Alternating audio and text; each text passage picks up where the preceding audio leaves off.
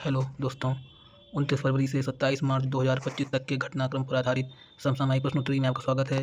प्रश्न नंबर 1 है, हाल ही में चर्चा में रहे यूक्लिड स्पेस दूरबीन का मुख्य उद्देश्य क्या है? इसका आंसर होगा ब्रह्मांड के विस्तार की गति को समझना और डार्क मैटर का अध्ययन करना।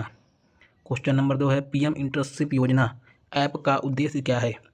इसका आंसर होगा क्वेश्चन का इंटर्नशिप के लिए रजिस्ट्रेशन आसान बनाना। क्वेश्चन नंबर 2 के बाद क्वेश्चन नंबर 3 है, हरमनप्रीत सिंह को कौन सा पुरस्कार मिला है?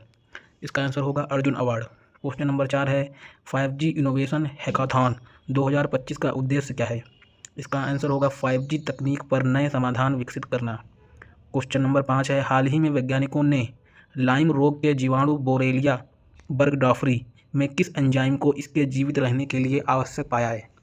इसका आंसर होगा BBLDH।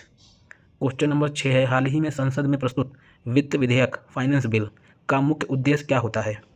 अब इसका आंसर हम ये 5 ऑप्शन दिए हुए हैं। पहला है सरकारी योजनाओं की समीक्षा करना, दूसरा है केवल सरकारी उधारी को विनियमित करना, तीसरा है केवल कर कानूनों को संशोधित करना और चौथा है कराधान और सरकारी व्यय को लागू करना। तो इसका ऑप्शन क्या हो सकता है, ये आप हमें बताइए। क्वेश्चन नंबर 7 है, भारत में वित्त विधेयक किस अनुच्छेद के तहत प्रस्तुत किया जाता है? इसका आंसर होगा अनुच्छेद 110। क्वेश्चन नंबर 8 है, निम्नलिखित में से कौन सा विधेयक केवल लोकसभा में ही प्रस्तुत किया जा सकता है? इसका आंसर होगा धन विधेयक, मनी बिल। क्वेश्चन नंबर 9 है, काला सागर के उत्तरी तट पर कौन से देश स्थित हैं? इसका आंसर होगा रूस और यूक्रेन।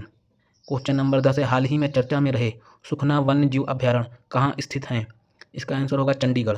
क्वेश्चन नंबर 11 है, हाल ही में सूचना का अधिकार RTI अधिनियम 2005 में संशोधन को लेकर चिंता व्यक्त की गई है। इसमें मुख्य विवाद किस धारा से संबंधित है? इसका भी आंसर आप लोगों को देना है। क्वेश्चन नंबर 12 है, हाल ही में चर्चा में रहे फास्ट ट्रैक स्पेशल कोर्ट की स्थापना का मुख्य उद्देश्य क्या है?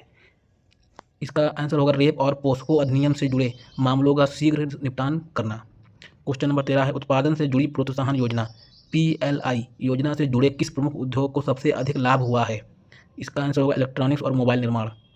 क्वेश्चन नंबर 14 है, हाल ही में संयुक्त राष्ट्र यूनाइटेड नेशन ने किस वर्ष को अंतर्राष्ट्रीय हिमनद संरक्षण वर्ष घोषित किया है? इसका आंसर होगा 2025 को। क्वेश्चन नंबर 15 है, हाल ही में सुप्रीम कोर्ट ने चुनावों में मुफ्त सुविधाओं के बारे में क्या टिप्पणी की है? इसका भी आंसर आप लोगों को देना है। ये आपके लिए एक प्रश्नोत्तरी क्वेश्चन है। क्वेश्चन नंबर 16 है, हाल ही में चर्चा में रहे अक्षपा अधिनियम पहली बार किस वर्ष लागू किया गया था? इसका आंसर होगा 1958। ऐसे ही रोचक और दिलचस्प